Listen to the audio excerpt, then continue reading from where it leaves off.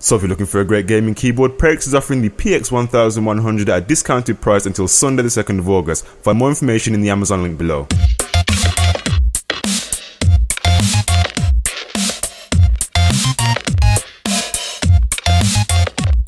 Hey, what's up guys, Adam here. And if you're someone who has been using your camera to shoot video and have been using the built-in microphone up until this point and getting sick and tired of it by now, then you're probably looking out for an external microphone source. Now previously I've actually covered the different types of microphone, actually did a comparison video between dynamic and condenser microphones. But in this video I'm going to be focusing on the type of microphone connection, and the connection focus is going to be USB versus XLR. So starting off with the USB microphone, since that's what a lot of people are more familiar with. Okay, so the first advantage is going to be the price point. So USB microphones tend to come in at a lot lower price point, and they tend to range from around about £50 to £100, or maybe $70 to around $300.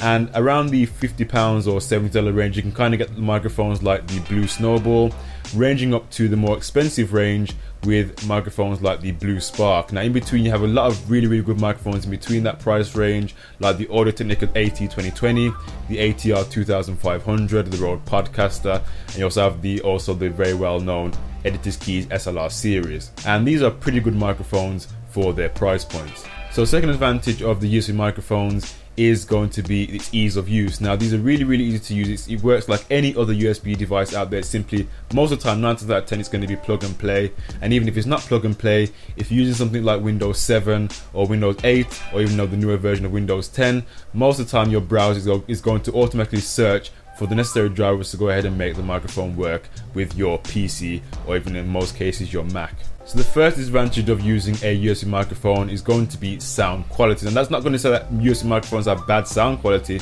It's that when you hit the £200 range, or the £200 end or $300 end of microphones, you tend to hit almost like a brick wall with sound quality, because when you actually hit that point, you can't really get a progressively better sounding microphone past that point. So when it hits the £200 range, it pretty much becomes the top end of USB microphones. At that point, you really can't get better sound quality out of the USB microphones that are available at that price range. So the second disadvantage of using a USB microphone is going to be its overall availability. Now that's not to say there aren't many USB microphones to go ahead and choose from on the market today. It's just that they're not going to be as many as there are XLR microphones out on the market to go ahead and choose from. So moving on to XLR microphones. Now XLR microphones kind of picks up on the disadvantages of the USB microphone. So advantage number one is that you're going to have a much wider variety to go ahead and choose from when looking at XLR microphones, especially now that when you're looking at XLR microphones, you can kind of almost pinpoint what microphone is going to be suitable for the voice that you're using. So if you have a really bassy voice, you can pick up an XLR microphone with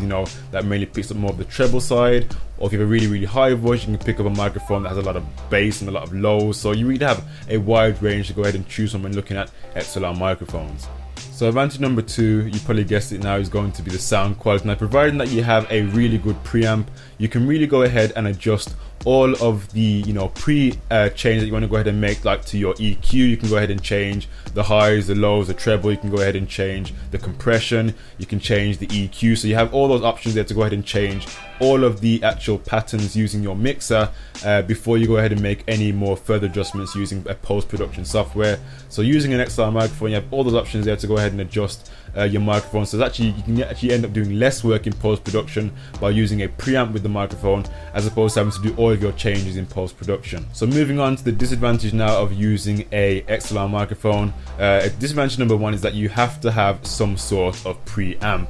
Now unlike USB microphones, you can go ahead and plug and play straight away. You cannot really do that with an XLR microphone. You need some sort of USB interface or USB mixer or USB preamp to go ahead and actually power the microphone. This kind of ties in with talking more about, as I mentioned before in my other video, by comparing dynamics to condenser microphones. With a condenser XLR microphone, it has to have something called phantom power, and you need to have a mixer that supports phantom power in order to use that style of microphone. So the second disadvantage of using an XLR microphone is going to be the overall running cost. And what I mean by that is all the production that you pretty much need to get the microphone working. Now unlike a USB microphone, you can go ahead and plug it in and play straight away. Of course, I mentioned before, you need a mixer, you need a really good XLR cable. So so it really becomes almost quite an investment to go ahead and run an XLR microphone. When you have an XLR microphone, you tend to almost want to get another one, another one to keep testing out all the different XLR microphones, and it can be kind of almost like a really high investment. So that is something to bear in mind when considering to look at an XLR microphone. So now guys, that's pretty much been the video comparing XLR microphones against USB microphones. I hope you enjoyed it, I hope you found it useful.